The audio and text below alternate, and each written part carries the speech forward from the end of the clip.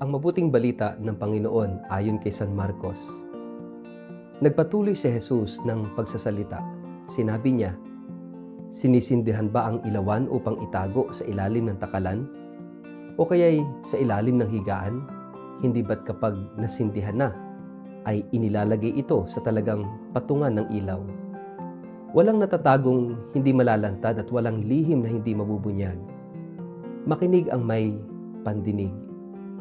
Idinugtong pa niya, "Unawaan ninyong mabuti ang inyong naririnig. Ang panukat na ginagamit ninyo sa iba ay siya rin gagamiting panukat sa inyo. At higit pa roon, sapagkat ang mayroon ay bibigyan pa, ngunit ang wala, kahit ang kakaunting nasa kanya, ay kukunin pa." Ang mabuting balita ng Panginoon. Word of the day, hear what God has to say.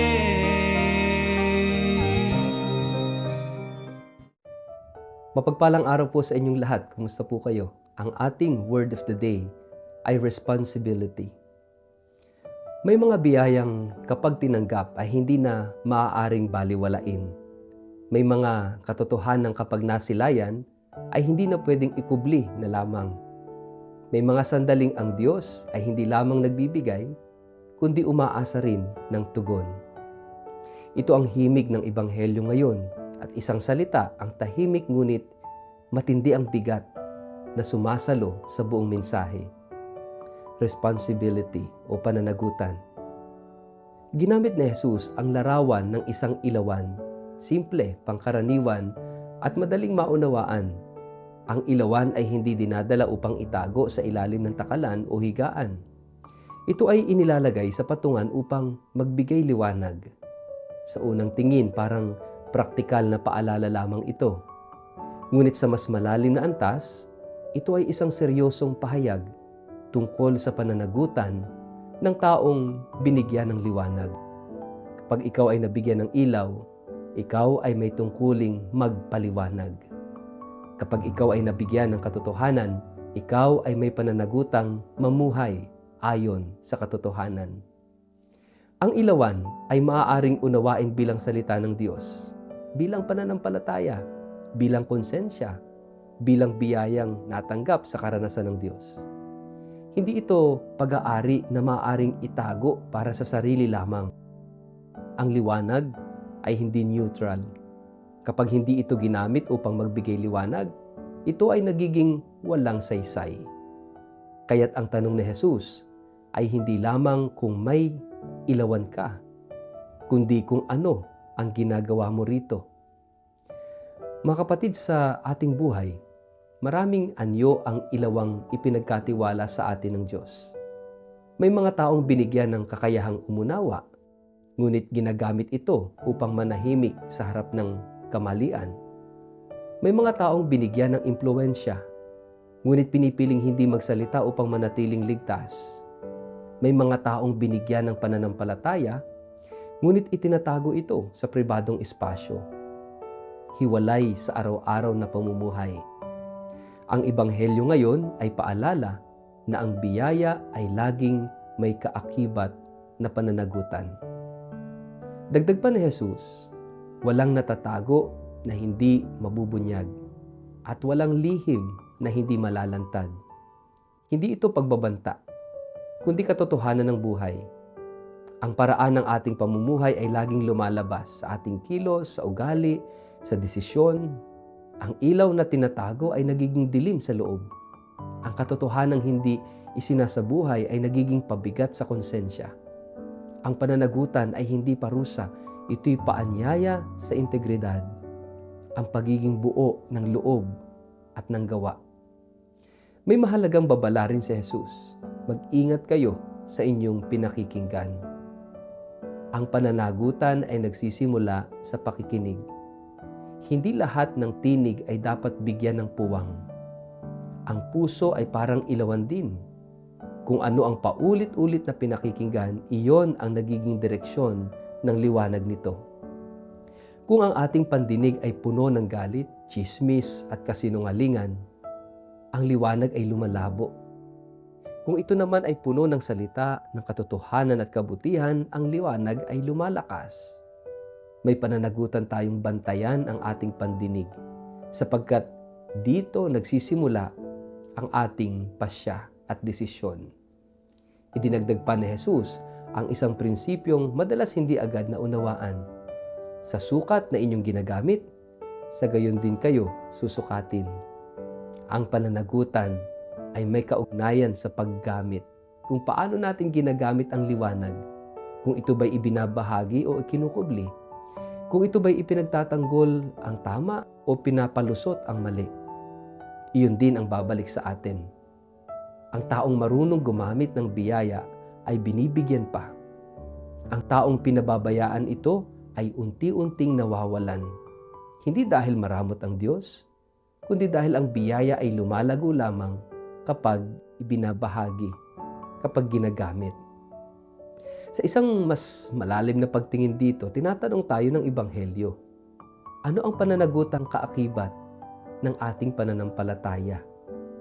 Ang pagiging Kristiyano ay hindi lamang identity natin. Ito'y obligasyon ng pag-ibig. Kapag nakita mo ang gutom, may pananagutan kang tumugon. Kapag nakita mo ang kawalan ng katarungan, may pananagutan kang magsalita. Kapag nakita mo ang naliligaw, may pananagutan kang magliwanag ng daan, gumabay at tumanglaw. Ang pananagutan ay hindi palaging malaki at dramatic. Minsan ito ay pagiging tapat sa maliliit na bagay, sa inyong trabaho, sa pamilya, sa salita, sa ating mga pangako. May takot tayong lahat sa pananagutan dahil iniisip nating mabigat ito. Ngunit sa Ebanghelyo, ang pananagutan ay hindi pabigat kundi pribilehiyo. Ibig sabihin nito, ay pinagkakatiwalaan ka.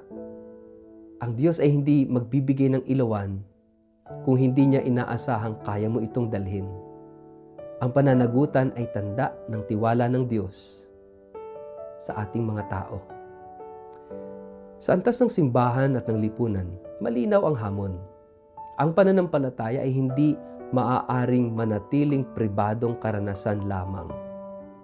Kapag ang simbahan ay tumahimik sa harap ng kasinungalingan, itinatago nito ang ilawan. Kapag ang mananampalataya ay walang pakialam sa kapwa, inilalagay niya ang ilaw sa ilalim ng higaan. Ang mundo ay hindi nangangailangan ng mas maraming slogan. Nangangailangan ito ng mga taong may tapang sa pananagutan. Sa huli, ang Ebanghelyo ngayon ay nagtatanong ng tahimik, ngunit diretso. Ano ang ginagawa natin sa liwanag na ibinigay sa atin? Hindi sapat na mayroon tayo nito. Ang mahalaga ay kung paano natin ito isinasabuhay. Sapagkat sa liwanag na ipinagkatiwala, doon din tayo huhubugin. At sa pananagutang tinatanggap, doon nagiging totoo ang ating pananampalataya. Mga kapatid, magsuri tayo ng ating mga sarili. Anong liwanag ang ipinagkatiwala ng Diyos sa atin? At paano natin tinutupad ang ating pananagutan na isabuhay ito at ibahagi? Sa ngalan ng Ama at ng Anak at ng Espiritu Santo. Amen. Panginoon, salamat sa liwanag na iyong ipinagkaloob sa aming buhay. Turuan mo kaming maging tapat sa pananagutang kaakibat nito. Huwag mo kaming hayaang itago ang katotohanan dahil sa takot o kaginhawahan. Gawin mo po kaming tao ng liwanag. May tapang, may integridad, at may malasakit sa kapwa. Amen. Pagpalain po kayo't ingatan ng makapangyarihang Diyos, Ama, at Anak, at Espiritu Santo. Amen.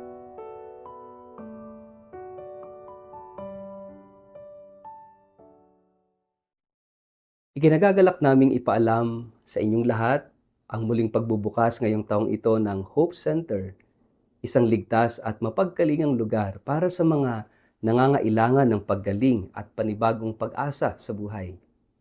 Ang Hope Center ay bukas para sa mga individual na dumaranas ng mild to moderate cases of addiction.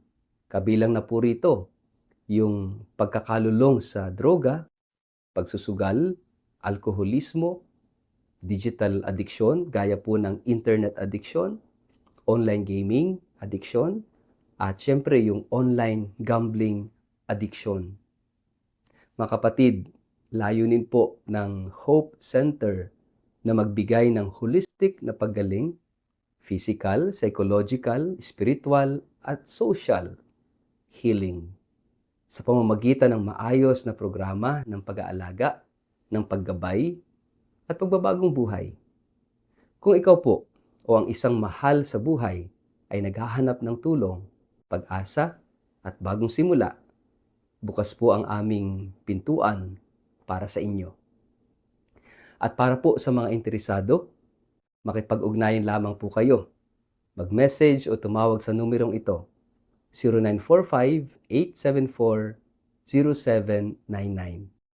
Sa Hope Center, may pag-asa, may paggaling, at may bagong bukas.